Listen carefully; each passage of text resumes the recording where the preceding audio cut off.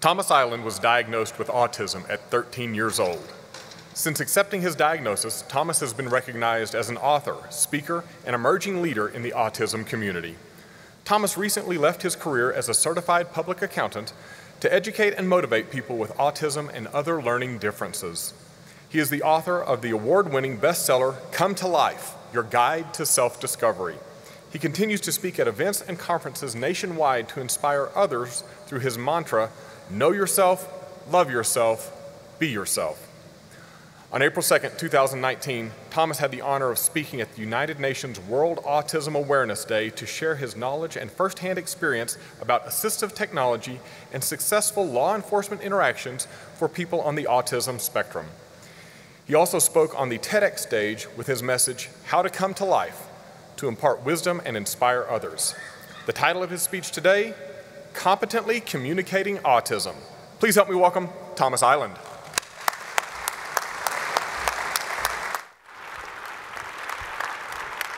Thank you very much.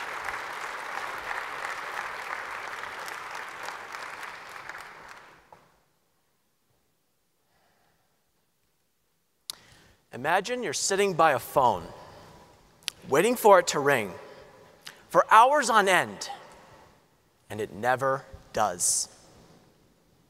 How are you feeling right now? Imagine having that feeling for the first 13 years of your life.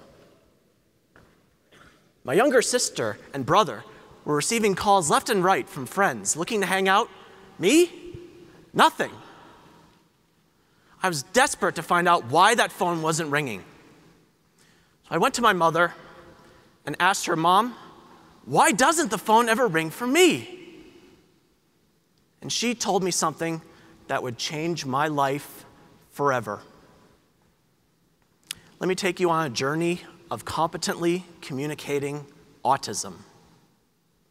Now, for those of you that may be new to the autism world, I'll give you a little description about it. Be you a family member or a friend of someone that has autism, someone that works with people with autism, or maybe you have or think you might have autism yourself. Autism is a neurological condition that affects about 1 in 59 people in the world today. The main area it affects in life is social skills, being able to start and maintain a conversation. Communication difficulties are common in people with autism. Reading nonverbal cues, having difficulty reading facial expressions, picking up on body language. Also sensory sensitivities. These lights, the sounds, even temperature might be a bit much for someone with autism, but I'm okay. When I was born, the main source of autism in the media was the movie Rain Man. How many of you have seen Rain Man? Dustin Hoffman, quite a lot of you, awesome. Well, I hate to break it to you, but I'm not Dustin Hoffman in the movie Rain Man. I can't count a pile of toothpicks on the floor like that. I am a CPA, but I can't do complex multiplication at the drop of a hat, and I can't count cards in Las Vegas. If I could, though, I'd probably clean out the house. They'd kick me out. My mother had a different approach to tell me about my diagnosis. First, she let me know, rather than saying, I don't have any friends, she let me know I'm still learning how to make friends. She also mentioned I had some differences, and that these differences fit a pattern. She asked me if I wanted to know what that pattern was called. I said, no, I don't. And I stormed off to my room. I slammed the door behind me. I must have cried into my pillow for a good hour. The very thought of me being different, the idea that my brain might be broken, the possibility that I may never have friends, it was devastating to me. I wanted to stay in my room forever. And then it hit me. I had a hero in my life. Someone that turned stress into strength. Someone that faced his fears because he had a powerful mind. Someone who made a difference despite being different.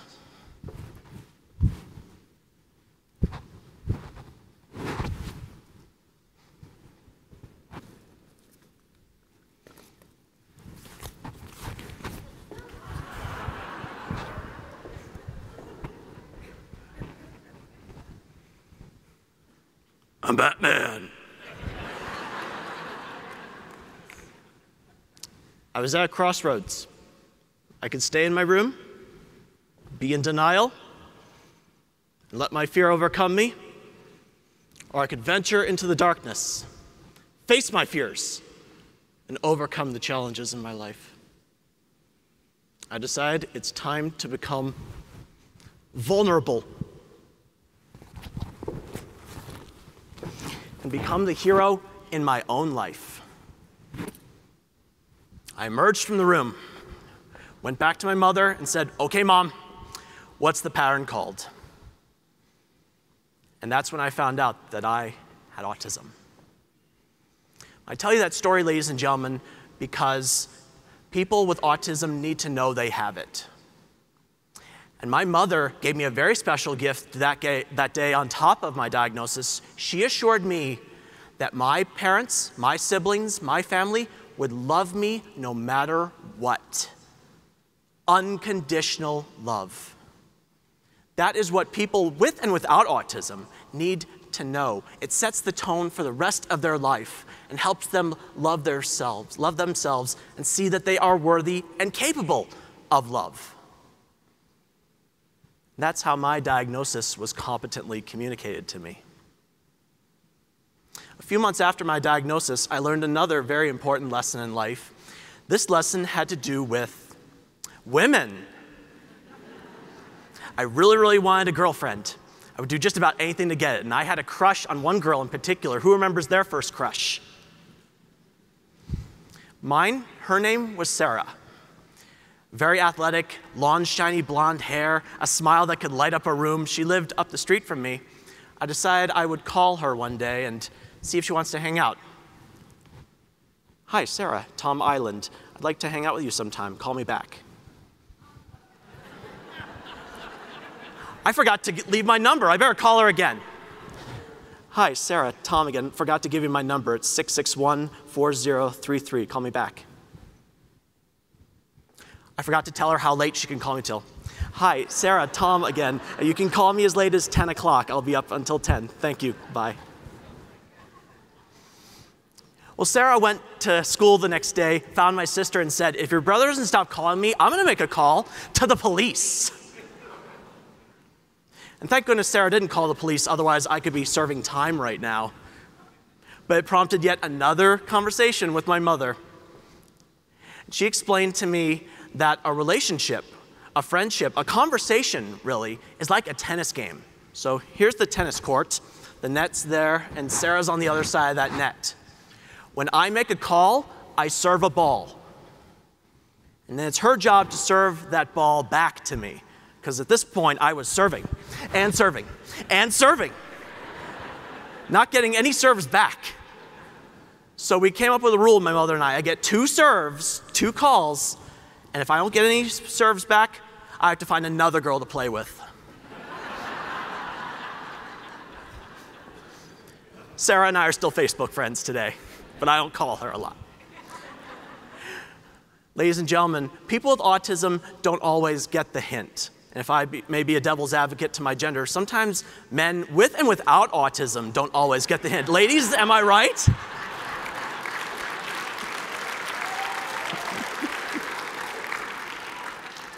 But sharing with us, people with autism, your wisdom, your experience, your knowledge, how do you know someone is interested in you? What do you do when you're not interested? Helping us fill in the blanks can help us lead a better quality of life, particularly when it comes to dating. My sister shared her knowledge and wisdom with me being a girl. She said, "Tom, girls like a guy who keeps himself clean. Girls like a guy who knows how to cook. And girls like a guy who knows how to dance." So I cleaned myself up, learned how to cook, and learned how to dance, and I got dates. It can work. And that's how relationships were competently communicated to me. A few months after the Sarah situation, I came across another very important concept: empathy. There's a misconception in society today that people with autism do not feel feelings or are incapable of feeling the feelings of other people. Well, let me tell you the story of how I learned and experienced empathy. I'm coming home from school on a bus. It was a really, really hot day. It must have been about 100 degrees out. And the bus hit a dog. The bus driver's off the bus talking to the authorities, and kids and I are on the bus. We're screaming, crying, and the boy whose dog it was, his name was Justin, was on that bus. And he is losing it. Kids are going to console him, comfort him. Me? I'm sitting there wondering, when am I going to get off this scorching hot bus? Well, about an hour later, I did get off the scorching hot bus. I go home to the front door, I just collapse inside. I couldn't even tell my mother what had happened yet. All I could get out was a not now, not now. And she let me go to my room to compose myself. Came back out, had yet another conversation with her, told her what happened with Justin's dog, and she asked me a question that I didn't really understand. She asked me, how do you think Justin's feeling right now? I said, confused? She then asked me a question. Remember when we went on vacation that one time and we came home and your goldfish was floating at the top of the bowl? How did you feel then? I said, oh my God, I felt terrible. It was so sad. And she said, okay, take those terrible, sad feelings and give them to Justin. That was the day that I learned and experienced empathy. It is possible. How we frame the questions, how we show people with autism what it's like to be in that situation. Rather than ask, how would you feel if? Ask, how did you feel when?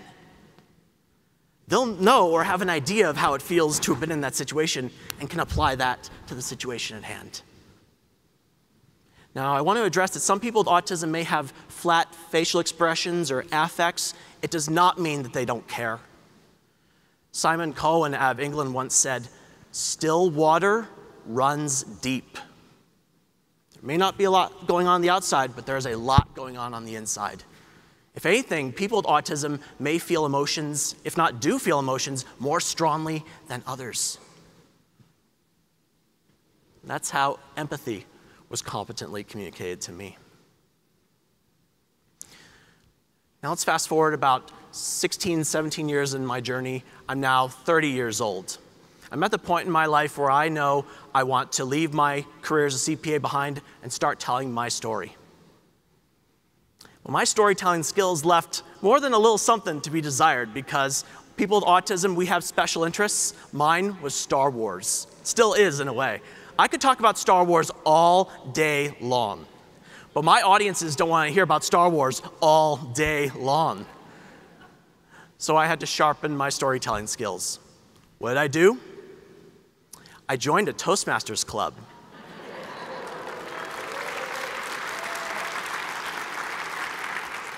And I'm telling you this story, ladies and gentlemen, because people with autism can benefit from Toastmasters. As I started going through the speeches, I started seeing a lot of myself in what these speeches were addressing. They have one speech about how to say it. People with autism, those flat affects, they may not have a good idea of when sarcasm is being used. You may know the difference between I'm having a great day and I'm having a great day. People with autism may not pick up on that at first. Or researching a topic you're not familiar with.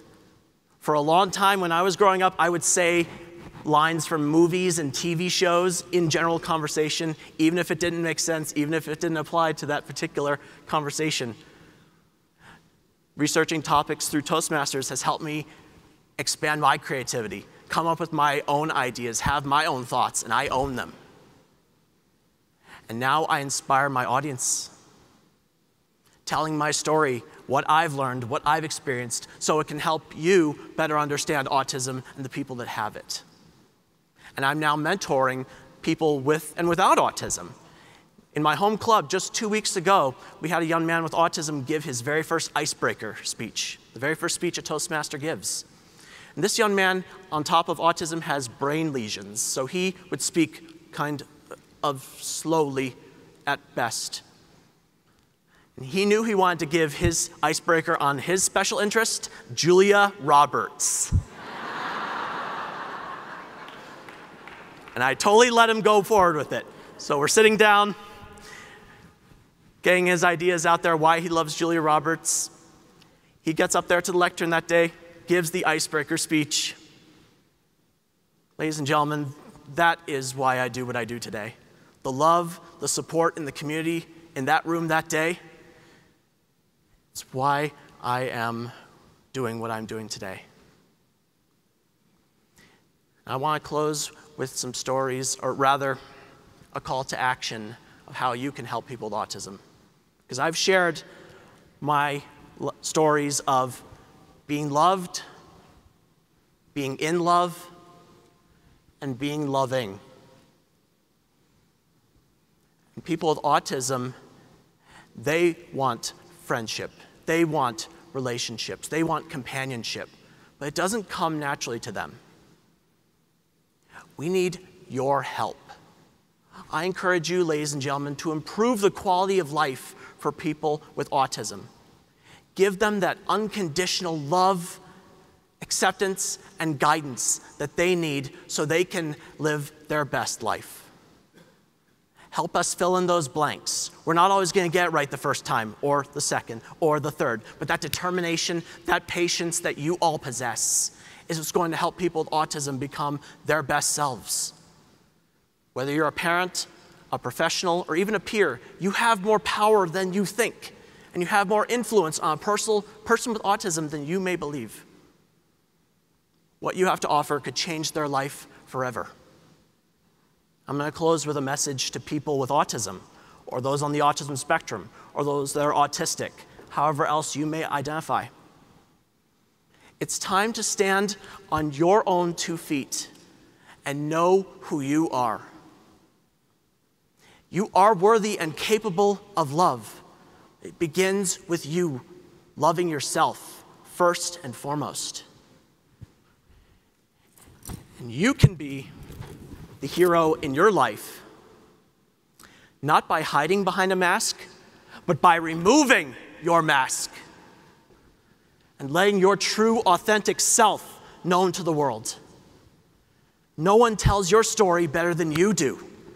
It's time to tell your story. It's time to begin competently communicating autism. Mr. Toastmaster.